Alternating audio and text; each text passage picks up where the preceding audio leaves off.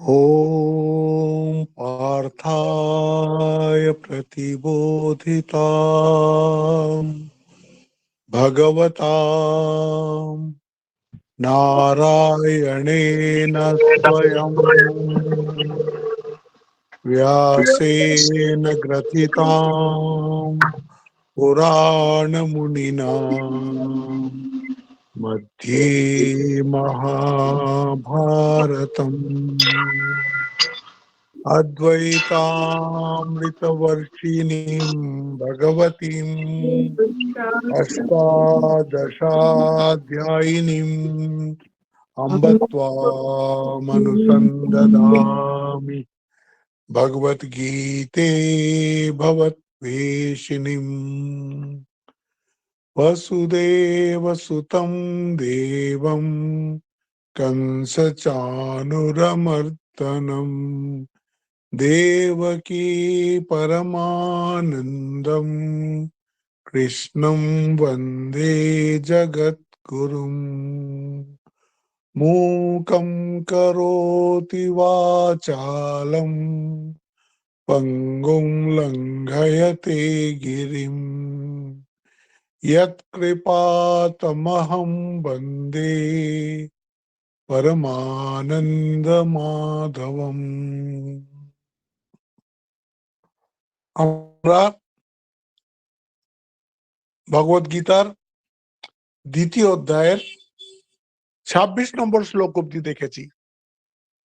তাতে আমরা দেখেছি ১২ থেকে নিয়ে ২৫ অবধি ওটা একদম উপনিষদ, আত্মতত্ত্ব আত্মতত্ত্ব সম্বন্ধেই ওখানে বলেছেন ভগবান।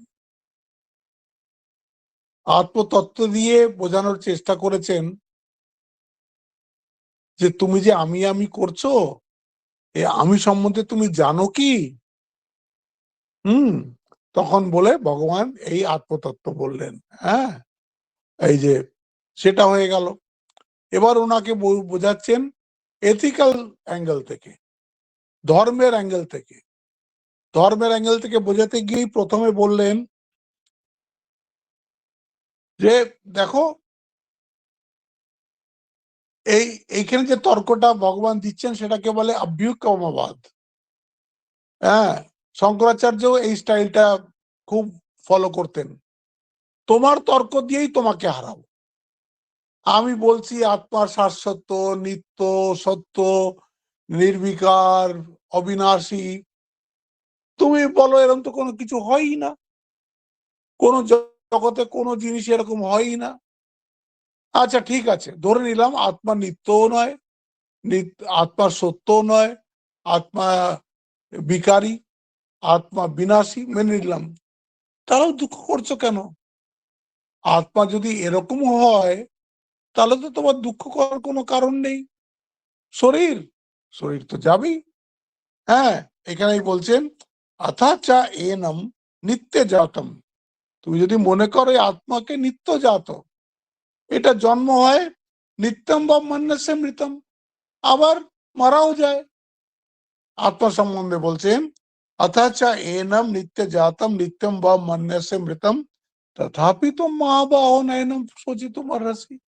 তাহলেও এ বীর, তোমার তো এই দুঃখ করা, শোক করা তো কোন রকমেই আমি বললাম আত্মারূপে ভীষ্ম থাকবেন, দ্রোণ থাকবেন, তোমার বন্ধু বান্ধব থাকবেন, তুমি বিশ্বাস করছো না, ঠিক আছে, বিশ্বাস করো না।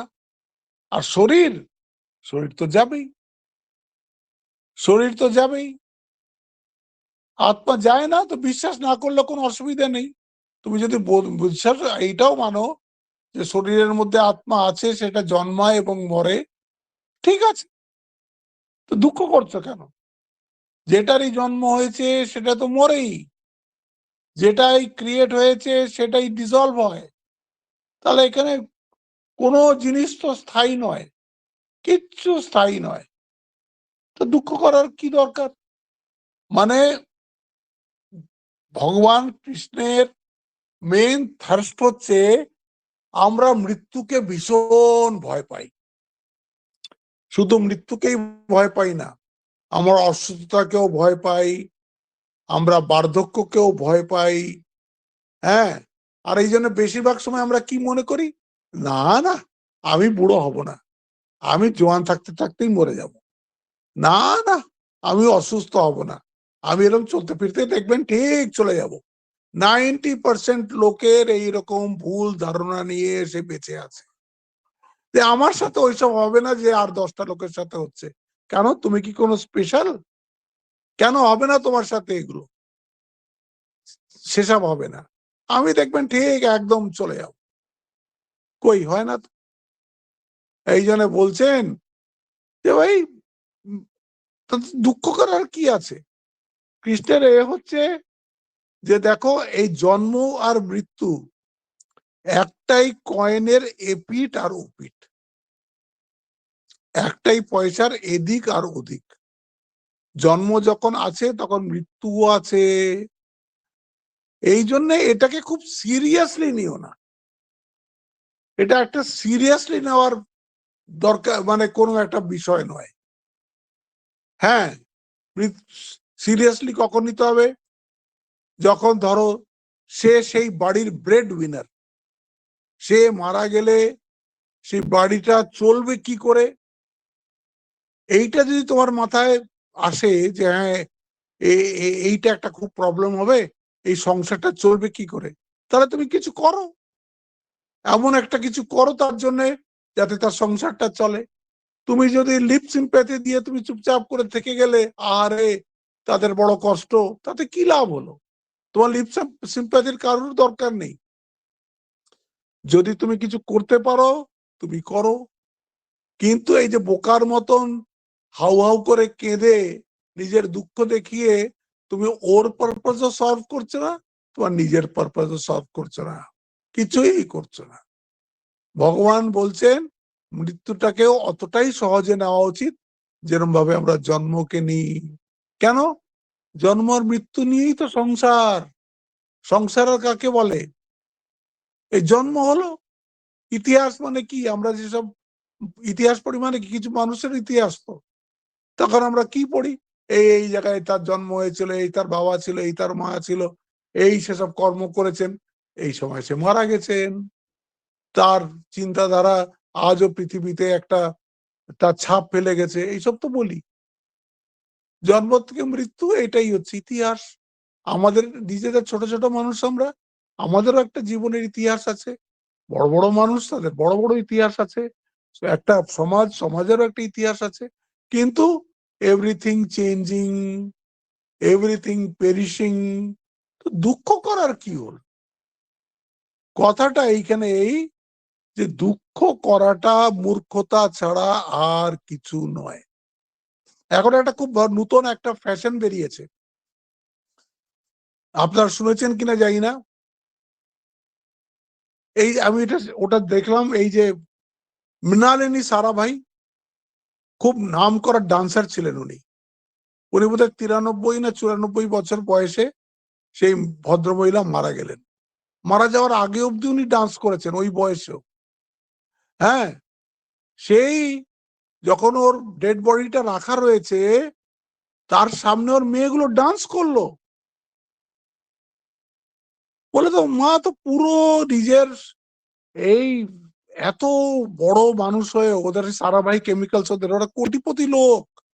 হ্যাঁ, ওদের বিরাট ব্যাপার। তার স্বামী ছিলেন, মৃণালিনী সারাভাইয়ের স্বামী ছিলেন অ্যাটমিক রিসার্চের হেড।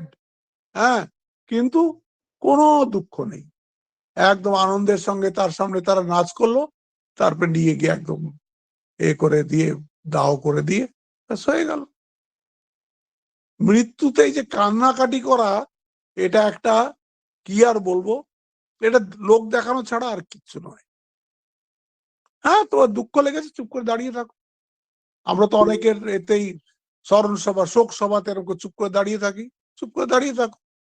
হ্যাঁ, আর যদি তোমার ওখানে কিছু করবার থাকে তুমি করো, কিন্তু কান্নাকাটি করা, কর্ম থেকে পালিয়ে আসা, হ্যাঁ, নিজের স্বধর্ম না করা, এ এ চলে না, এ হয় না।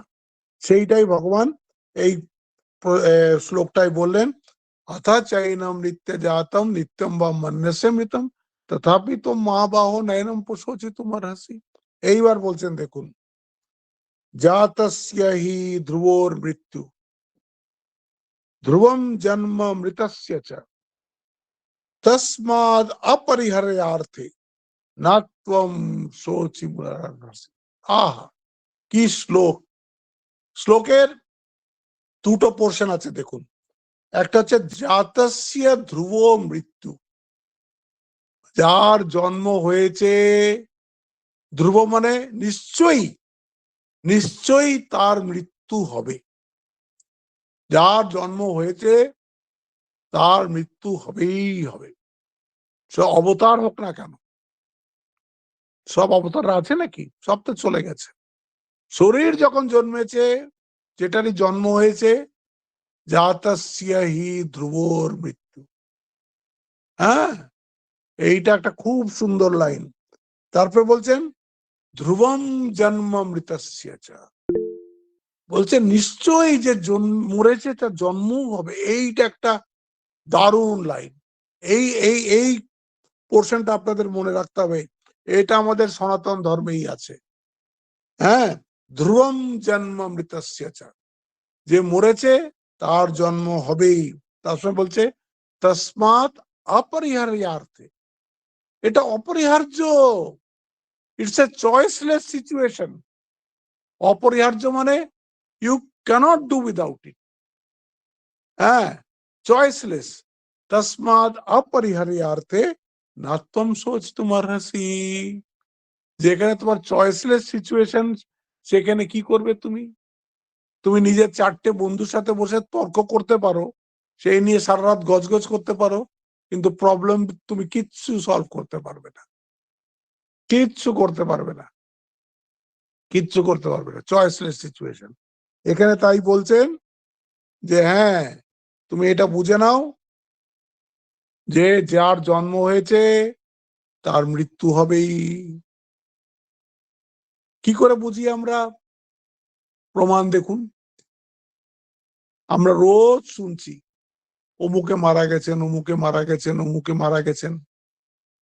এরকম তো আমরা শুনি, তো অবিচুরি দেখি পেপারে, হ্যাঁ, শোক সংবাদ, অমুক মারা গেছেন। আমরা আচ্ছা মারা গেছেন, আচ্ছা ঠিক আছে, হয়ে গেল। হ্যাঁ, এইখানে একটা ক্যাচ আছে, এখানে একটা মজা আছে। এই যে মৃত্যু সংবাদ শুনি বা নিজেদের মধ্যে মৃত্যু সংবাদ নিয়ে কথা বলি, তখন আমার নিজের মনের কি অবস্থা হয়? হ্যাঁ, এরা মরেছে ঠিক আছে, আমি মরবো না। দেখবেন কখনো আপনার মনে হবে না, ওদের মৃত্যুর কথা বলবেন, কিন্তু একবারও আপনি এইটা ভাববেন না আমিও তো মরবো। সেম সিচুয়েশন এসেছিল। মহাভারতে একটা ঘটনা আছে যুধিষ্ঠিরের। যুধিষ্ঠিরকে যক্ষ প্রশ্ন করছেন, জগতের মধ্যে সবচেয়ে আশ্চর্যের বিষয় কি? যুধিষ্ঠির উত্তর দিচ্ছেন, নিত্য মানুষ দেখছে তার চারপাশের মানুষ মানুষ যম মন্দিরে যাচ্ছে, মৃত্যুর কবলে পড়ছে, কিন্তু সে কখনো ভাবে না যে সেও একদিন মরবে। এর থেকে আশ্চর্য আর কি হতে পারে? সত্যি কথা কিনা? আমরা তার মৃত্যুর কথা বলি, কিন্তু কখনো একবারও ভাবি না আরে আমিও তো মরবো, আমারও তো সময় কমে আসছে, প্রদীপের তেল শেষ হয়ে আসছে, আমার যে কতগুলো আমি নিঃশ্বাস নেব সেটা তো ভগবান জানেন, সে নিঃশ্বাসের সংখ্যা তো দিনে দিনে কমে আসছে। সে আছে না অনুপ জালোটার গান, सांसों का अनमोल खजाना दिन दिन घटता যায়। আমি কতবার নিঃশ্বাস নেব আর নিঃশ্বাস ছাড়বো সেটা লেখা আছে, আর সেটা আমার প্রতিদিনের সাথে সাথে কমছে। আমরা একবারও ভাবি না, একবারও ভাবি না যে আমার আরেকটা দিন কমলো, আরেকটা দিন আমি মৃত্যুর দিকে গেলাম, একবারও ভুলেও ভাবি না।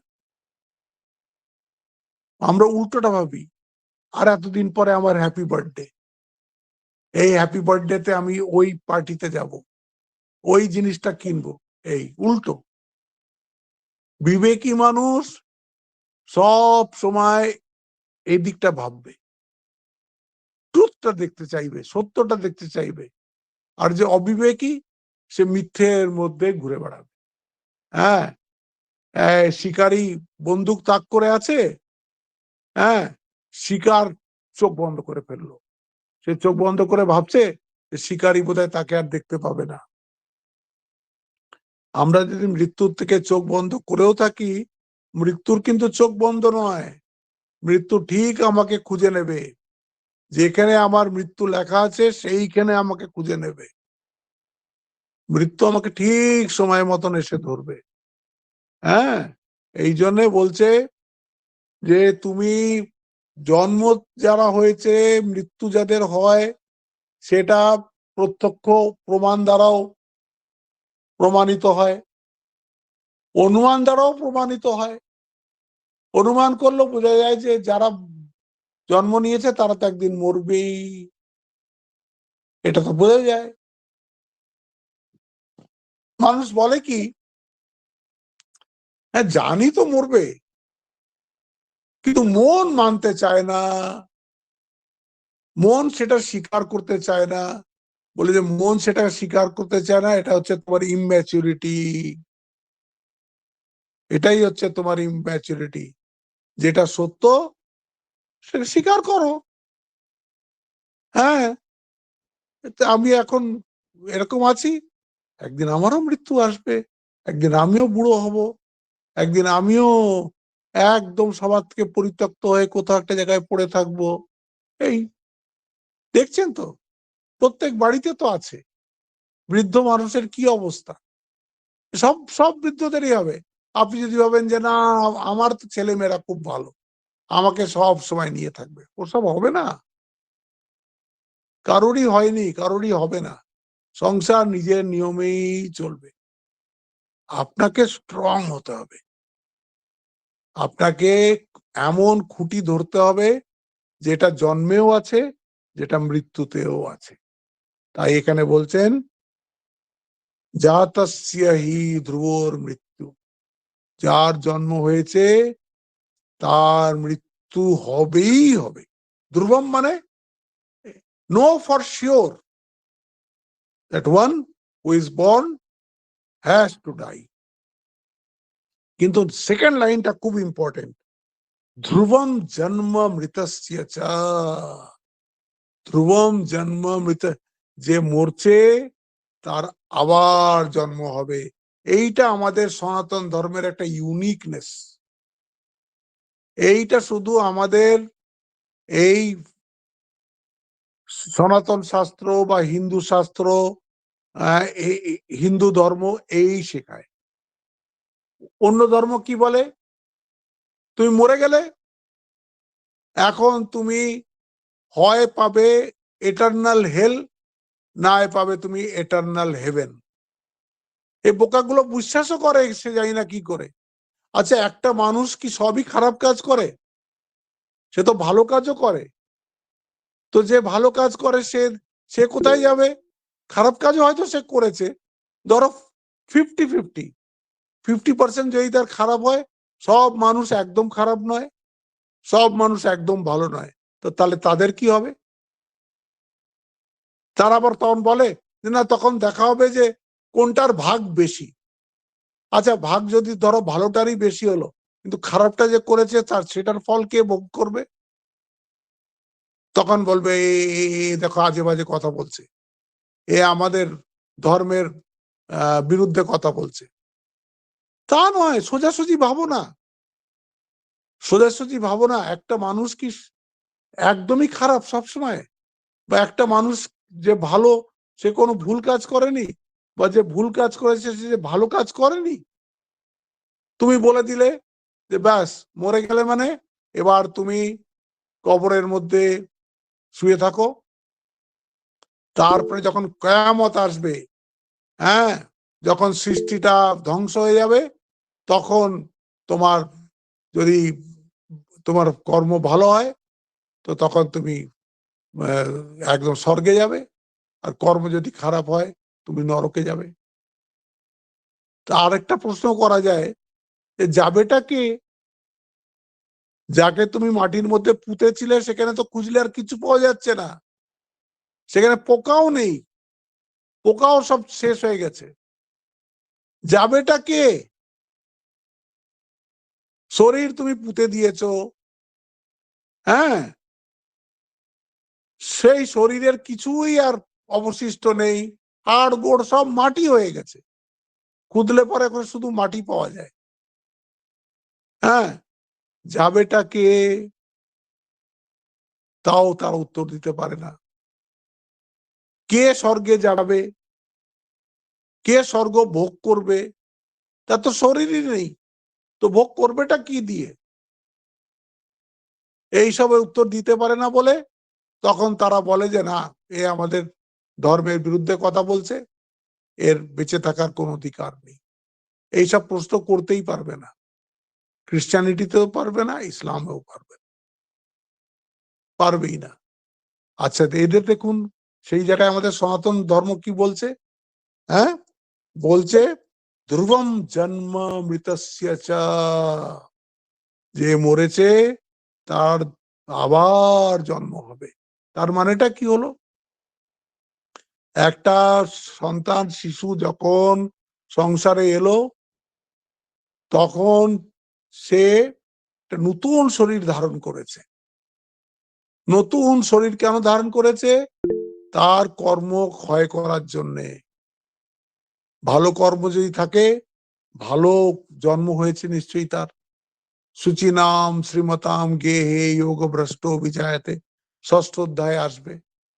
হ্যাঁ, ভালো ভালো ঘরে জন্মগ্রহণ করেছে, ভালো বাবা মার কাছে ভালো জন্মগ্রহণ করেছে, ভালো শিক্ষা দীক্ষা পেয়েছে। তারপরে কি, তার নিজস্ব আমরা কপাল বলি, সেই কপাল নয়, তার গত জন্মের কর্ম হয়েছে না, বা তার আগের আগের জন্মের কর্ম হয়েছে। সেই কর্ম তিন ভাগ হয়। একটাকে বলে সঞ্চিত কর্ম। হ্যাঁ, সেই কর্মের সব সংস্কার সেই সূক্ষ্ম শরীরে রয়েছে। যত জন্ম হয়েছে সব কর্মের সংস্কার তার সূক্ষ্ম শরীরকে আপনি এখানে এই যে এখন বোঝবার জন্য মনটাই বুঝে নিন, মনটার মধ্যে রয়েছে। না তো সব ডিফারেন্ট হয় কি করে? সব বাচ্চারা আলাদা আলাদা হয় কি করে? একই স্কুলে পড়ে, একই বাড়ির দুটো ছেলে আলাদা আলাদা হয় কি করে? তার মানে তাদের সংস্কার আলাদা আলাদা। তো এটা হচ্ছে সঞ্চিত কর্ম। তার মধ্যে কিছু কর্ম ফল দেয়, সেটা ভালোও দিতে পারে, সেটা মন্দও দিতে পারে, আবার মিশ্রিতও দিতে পারে। তখন আমরা কি বলি? এটা ওর প্রারব্ধ। যে কর্মগুলো ফল দেওয়া শুরু করে দিয়েছে সেটা হচ্ছে প্রারব্ধ। যে কর্মগুলো ফল দেবে আগে তাকে আমরা বলি আগামী। এটা হচ্ছে ক্রিয়মান, প্রারব্ধ, আগামী, সঞ্চিত। তাতে কি হলো? তারা অনেকে আমাদের নিন্দা করে যে এই বড় কর্মবাদের মধ্যে এরা ফেসে গিয়ে হিন্দু ধর্মটা একেবারে গেছে। এটা যায়নি, এটা যায়নি। আমি যদি খারাপ সময় যায়, আমি কি মনে করব? আমার নিশ্চয়ই কোনো খারাপ কর্মর ফল আমি এখন ভোগ করছি। সেটা শারীরিকও হতে পারে, সেটা মানসিকও হতে পারে, হ্যাঁ, কি সমাজের হলে সামাজিকও হতে পারে। টোটাল একটা সমাজও তো অনেক সময় দুঃখ ভোগ করে একসাথে। হ্যাঁ, তখন আমি কোনো কর্ম খারাপ করেছি, তার জন্য আমি এখন এই ফলটা পাচ্ছি। অতএব আমি জানি না আমি কি কর্ম করেছি। অনেকে তো নিজের এই জীবনের অন্তত তো অনেকের খারাপ কর্ম কি সে মনে করতে পারে যে এই কাজটা আমি ভুল করেছি। ক্ষমা চাও ভগবানের কাছে, প্রায়শ্চিত্ত করো। নানান রকম প্রায়শ্চিত্ত আছে।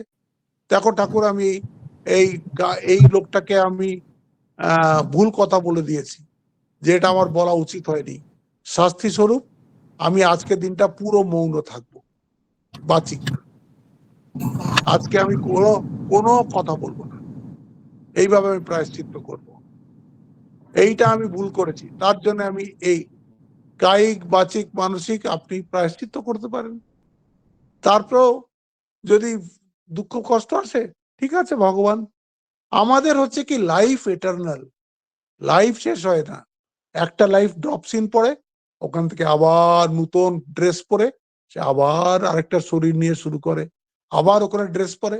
হঠাৎ আবার একটা সিনেমার কথা মনে পড়ে গেল,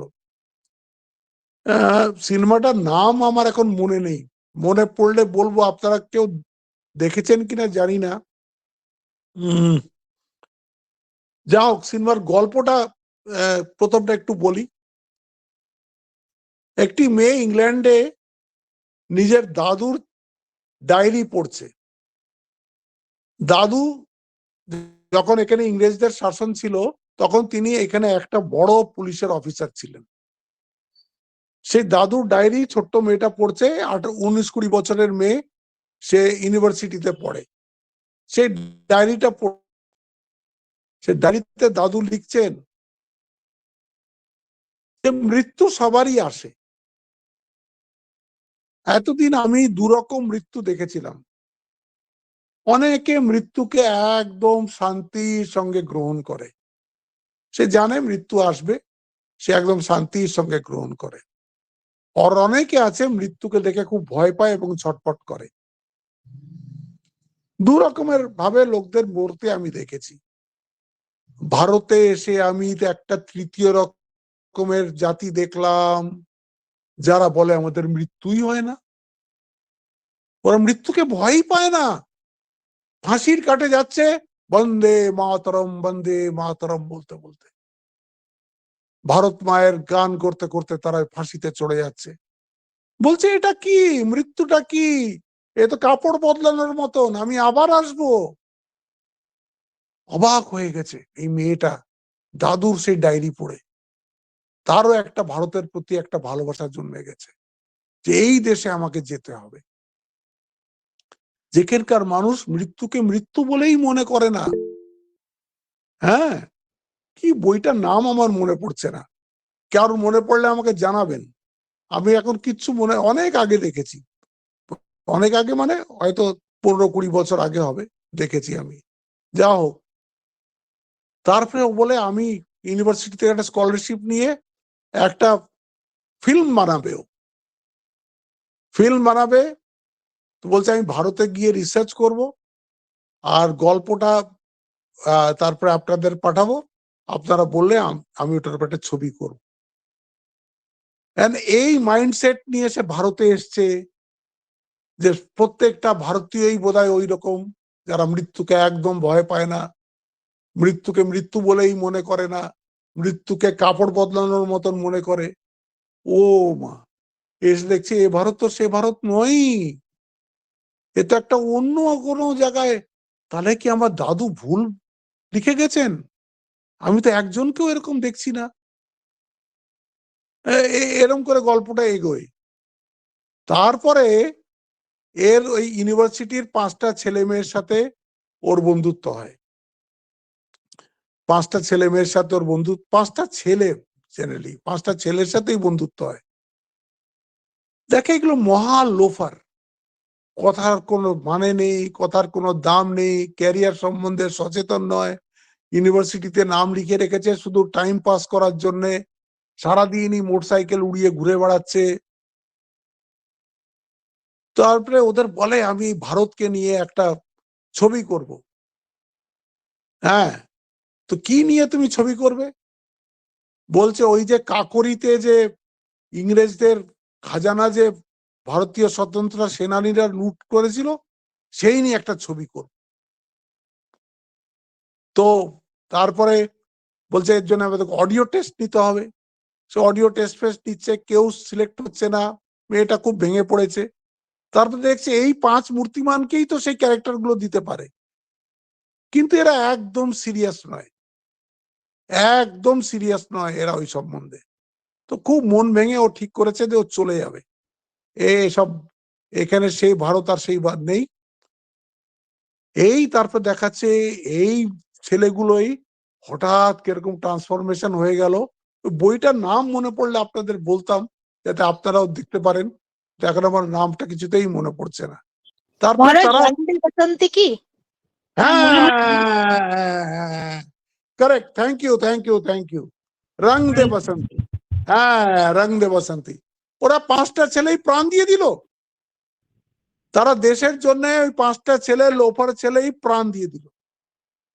তখন ওই মেয়েটা বুঝলো না, ভারত মরে যায়নি, ভারতের সেই আত্মা এখনো জীবিত আছে, ওপর থেকে ঢাকা পড়ে গেছে কিন্তু ভারত পড়ে যায়নি। অদ্ভুত। তো এইখানে ভগবানও এটাই বলার চেষ্টা করছেন যে দেখো, মৃত্যুতে সব শেষ হয় না, আরে শরীরটাই শুধু যায়। শঙ্করাচার্য মৃত্যু সম্বন্ধে ভাষ্যে লিখেছেন আদর্শনাত্বাৎ, যে শরীরটাকে তুমি এতদিন দেখছিলে সেই শরীরটাকে আর তুমি দেখতে পাচ্ছ না, এইটুকুই তো মৃত্যু মানে। আর কি? আদর্শনাত্বাৎ, যেটা তুমি দেখছিলে সেটা তুমি আর দেখতে পাচ্ছ না। বলছে মৃত্যুতে মনটাই মরে না, শরীর কি এই যে সূক্ষ্ম শরীর যেটা মন, সেটাই মরে না, সেটাই মরে না। হ্যাঁ, এখানে কোনো মৃত্যু বলে কথা নেই। আমাদের ভারতীয় এতে আমরা মৃত্যুকে মানি না, একদম মানি না।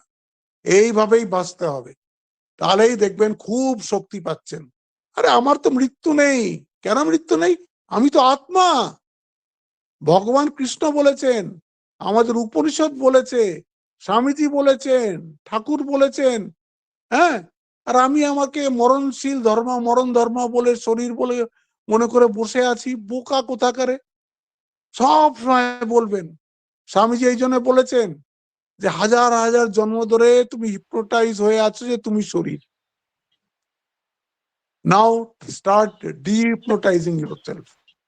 এখন তুমি বলা শুরু করে দাও, আমি শরীর নই, আমি শরীর নই, আমি একদম শাশ্বত, নিত্য, সত্য, অবিকার ও অবিনাশী, নিত্য, শুদ্ধ, বুদ্ধ, মুক্ত আত্মা।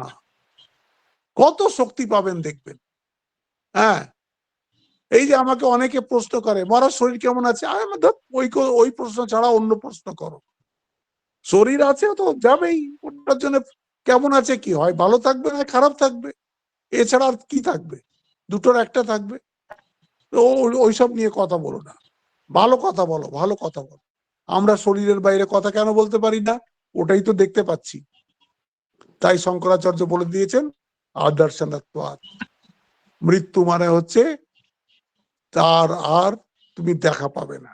যে শরীরটাকে একদিন তুমি আর তোমার চারিপাশে ঘুরতে দেখতে পারতে, মারা যাওয়া মানে সেই শরীরটাকে আর দেখতে পাবে না। এখানে বলছেন ধ্রুবম জন্ম মৃতস্য চ তসমাৎ অপরিহার্যার্থে। এই অপরিহার্থে শব্দটা দারুণ ইম্পর্টেন্ট। আমাদের দেখবেন এই যে চয়েসলেস সিচুয়েশন, প্রায় আমাদের জন্ম থেকে নিয়ে আর সমস্ত জীবন, বেশিরভাগ কিন্তু আমরা চয়েসলেস সিচুয়েশনের মধ্যেই থাকি। কিন্তু আমরা তর্ক করি, আমরা লড়াই করি। কালকেই একটা খুব সুন্দর অমিতাভ বচ্চনের একটা, আমি দিল্লিতে কোথাও উনি একটা বড় হোটেলে উনি নিজের সম্বন্ধে বলছিলেন।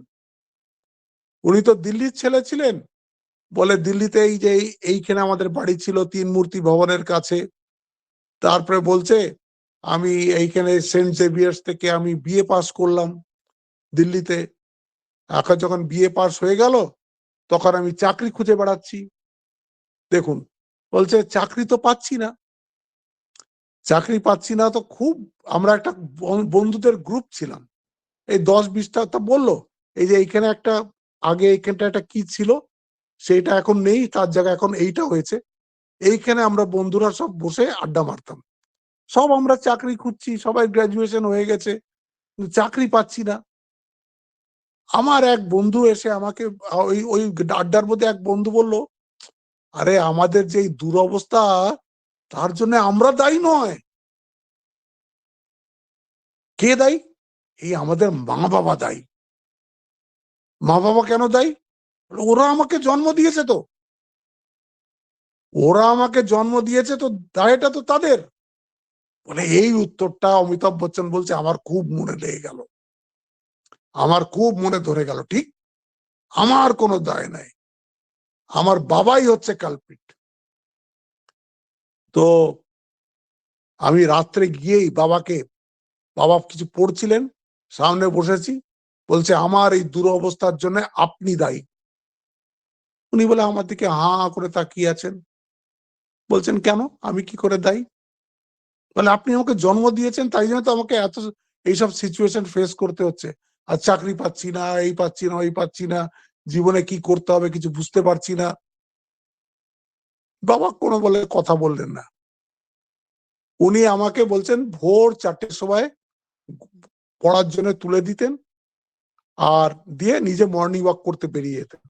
বহু আগেকার তো, অমিতাভ বচ্চনেরই এখন 85 বছর বয়স, না কত বছর বয়স, মানে এটা আজ থেকে 75 বছর কি 70 বছর আগেকার ঘটনা।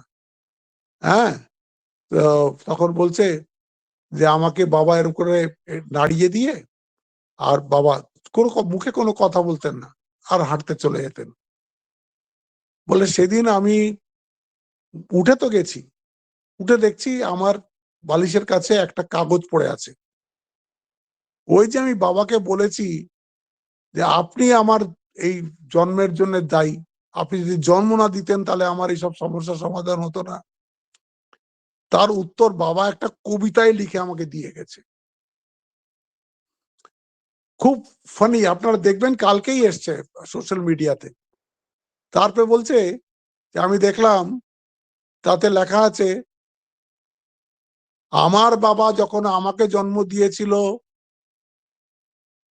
সে আমার পারমিশন নেয়নি, আমার বাবাকে যখন তার বাবা জন্ম দিয়েছিল সেও পারমিশন নেয়নি, তার বাবা যখন তার বাবাকে জন্ম দিয়েছিল সেও পারমিশন নেয়নি। এরম করে 8-10 লাইন লিখেছে, কেউ পারমিশন নেয়নি। আমি বাবা তোমাকে একটা আহ ছোট্ট রিকোয়েস্ট রেখে যাচ্ছি, তুমি যখন তোমার ছেলেকে জন্ম দেবে তার পারমিশন নিয়ে নেবে। শুনে পুরো হলের লোক হেসে উঠল। সত্যিই তো কথাটা এইরকমই। আমরা সব সময় এই জন্ম থেকে নিয়ে মৃত্যু অবধি হাজার হাজার চয়েসলেস সিচুয়েশনের মধ্যে আছি, অপরিহার্য। এখন এতে ইউক্রেন আর রাশিয়ার কেন যুদ্ধ হচ্ছে সেই নিয়ে আমরা এখানে সারা রাত তর্ক করে যাব। কেন ট্রাম্প এটার মধ্যে যুদ্ধের মধ্যে নেমে পড়ছেন সেই নিয়ে তর্ক করে যাব। আলুর দাম কেন পড়ছে সেই নিয়ে তর্ক করে যাব। এগুলো হচ্ছে অপরিহার্যার্থে, বেশিরভাগটাই হচ্ছে মিনিংলেস, এটার কোনো মানে নেই। কিন্তু আমরা সারা জীবন এই মোগ আশা মোগ কর্মাণো মোগ জ্ঞান বিচেতসা। আমি এখানে বলেছিলাম ঠাকুরের জন্মদিনের দিন যে অবজানন্তি মাম মূঢ়া মানসিম তনুমাশ্রিতম পরম ভাব মজানন্ত মম ভূত মহেশ্বরম। ভগবান বলছেন যারা মূঢ় ব্যক্তি তারা আমাকে জানতে পারে না, আমার স্বরূপ চিনতে পারে না, আমি ভগবান হয়েও যে নরশরীর ধারণ করে এখানে এসছি ওরা বুঝতে পারে না। বলে কেন বুঝতে পারে না? মোঘ আশা, মিনিংলেস ডিজায়ার্স, মিনিংলেস ডিজায়ার্স। একটা ফোন এসে বসে থাকলো। মিনিংলেস ডিজায়ার্স, তার বলছে মোঘ আশা মোঘ কর্মাণো, মিনিংলেস ওয়ার্ক, মোঘ জ্ঞানা, মিনিংলেস নলেজ, যে নলেজ কিছুই কাজে আসবে না। হ্যাঁ, তারপরে কি বলে বিক্ষিপ্ত মন, এই মানুষ কি করে বুঝবে ভগবান এসছেন? সে বুঝতে পারে না। এই জন্যে আমাদেরও ঠিক সেই রকম এই চয়েসলেস সিচুয়েশন, এটাকে বলছে তসমাদ অপরিহার্যার্থে। এটা অপরিহার্য, এটা অপরিহার্য, এটাকে তুমি কিছুতেই অ্যাভয়েড করতে পারো না। এখন এই আমার আমার কাছে, আমি কদিন আগেই একটি মেয়েকে আমি একদম ছোট্টবেলা থেকে চিনি, তার বাবা নেই, মা আছে, খুব মেধাবী মেয়েটা ছিল। সেই মেয়েটা বিয়ে হয়েছে, প্রেগনেন্ট হয়েছে, প্রেগনেন্ট হয়ে তার প্রথম বাচ্চাটা মিসক্যারেজ হয়ে গেছে। আমেরিকায় থাকে, সে স্বামী স্ত্রী আমেরিকায় থাকে, মিসক্যারেজ হয়ে গেছে, সে ফোন করে হাউ হাউ করে কান্না। এলাম দাঁড়া দাঁড়া দাঁড়া, সময়ের সাথে সব ঠিক হয়ে যাবে। সে বলছে আমার এক্ষুনি বাচ্চা চাই। দেখুন, চয়েসলেস সিচুয়েশন, সে বুঝতে পারছে না এটা হয় না। তুমি চাইলেই যে এরকম হবে তা হবে না। আমি ওকে কত বোঝানোর চেষ্টা করলাম, তারপর বললাম আচ্ছা ঠিক আছে, এখন তুই রাখ, তোর সাথে পরে কথা বলবো। সেই মেয়েটা আবার প্রেগনেন্ট হলো, এখন আবার ছেলে হয়েছে, এখন সে খুব আনন্দে আছে। আর যখন আমি এখন ওই কথাটা ওকে বলি, তো লজ্জায় মুখ লুকায়। কিরে তখন তুই কি বলেছিলি? হ্যাঁ, আমার এক্ষুনি চাই। কতগুলো চয়েসলেস সিচুয়েশন থাকে। আর আমাদের দেখবেন জীবনে বেশিরভাগই চয়েসলেস সিচুয়েশন। তো বলছে এইসব চয়েসলেস সিচুয়েশন কি করতে হবে? অ্যাকসেপ্ট করো, আর ভগবানের উইল বলে সারেন্ডার করো, without murmuring, without grumbling, without complaining. না তো কি হবে? তোমার সমস্ত জগতের সঙ্গে তোমার ঝগড়া হবে, ফ্রাস্ট্রেটেড হবে।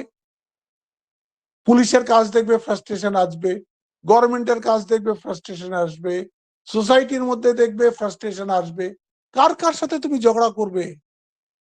কাকে কাকে তুমি ঠিক করতে যাবে? একজনকেও ঠিক করতে পারবে না, একজন ঠিক হবেও না।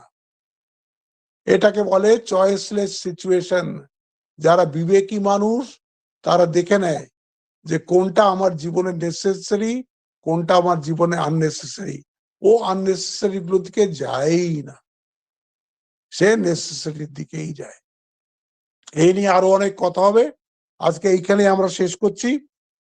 হ্যাঁ, জাতস্য হি ধ্রুবর মৃত্যু ধ্রুবম জন্ম মৃতস্য চ তস্মাদ অপরিহার্যার্থে। এই শব্দটা খুব মনে রাখবেন। আর ওই ধ্রুবম জন্ম মৃতস্য চ, মৃত্যু মানে হচ্ছে জাস্ট একটা কাপড় বদলানো। মৃত্যু মানে ড্রপসিন নয়, আবার জন্ম হবে, আবার আমাদের জীবন শুরু হবে। এটা কোনো বাচ্চা প্রথমবার জন্ম নিয়ে আসেনি। আমাদের মা বাবারা যেমন খুব মনে করে, আরে এখনো এবিসিডি পড়া শিখে গেছে, এখনো 1 2 3 পড়ছে, ও কতবার পড়েছে। আপনি মনে করছেন আপনার কাছে প্রথমবার এসছে, সেও তার আগের জন্মটা জানে না। কিন্তু ধ্রুবম জন্ম মৃতস্য চ তস্মাদ অপরিহার্যার্থে, এটা অপরিহার্য, জীবনের একটা অঙ্গ। এই জন্য অ্যাকসেপ্ট ইট, হ্যাঁ, আর সারেন্ডার টু ইট। ভগবানের ইচ্ছে surrender, without murmur, without complaining, without grumbling, তাহলে আপনি শান্তিপূর্ণভাবে জীবন কাটাতে পারবেন। আর নয়তো সবার সাথে দুনিয়ায় ঝগড়া করে ঘুরুন, তাই করে আজকালকার লোকেরা। সবার সাথেই তাদের ঝগড়া, কারোর সাথেই পৌঁছে না, ঘরেও পৌঁছে না, অফিসেও পৌঁছে না, কাজেও পৌঁছে না, বন্ধুদের মধ্যেও পৌঁছে না। কেন? অ্যাকসেপ্ট করতে পারছে না, তো নিতে পারছে না জিনিসটাকে। হ্যাঁ, তোমার পছন্দ নয়, কিন্তু এটা চয়েসলেস সিচুয়েশন, এটা বুঝতে হবে। তো এইখানে আজকে আমরা শেষ করছি। এরপরে কাল, এবার নেক্সট সোমবার অব্যক্তাদীনি ভূতানি মধ্যভক্তানি ভারত, এইটা আমরা করব, 28 নম্বর শ্লোকটা করব এই পরের সপ্তাহে। আজকে এখানেই ইতি টানছি। ওম শান্তি শান্তি শান্তি। হরি ওম তৎসৎ। শ্রীরাম কৃষ্ণার্পণমস্তু। প্রণাম মহারাজ। মহারাজ। প্রণাম মহারাজ।